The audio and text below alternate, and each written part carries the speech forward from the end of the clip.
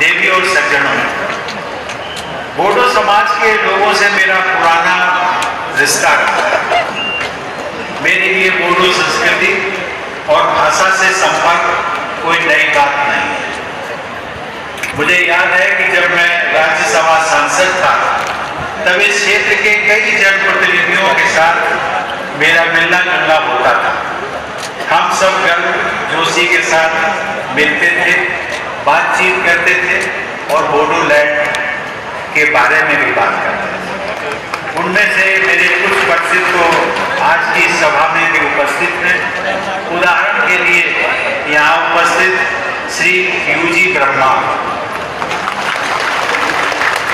UG Brahma ने न केवल एक जनप्रतिनिधि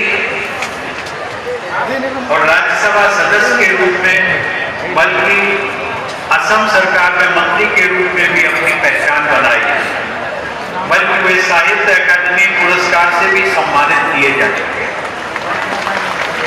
इसके अतिरिक्त लोकसभा में इस क्षेत्र का प्रतिनिधित्व करने वाले तत्कालीन उस समय एक सांसद हुआ करते थे श्री एस.के. वासुमतारी। उनका भी मैं नाम आज लेना चाहूंगा।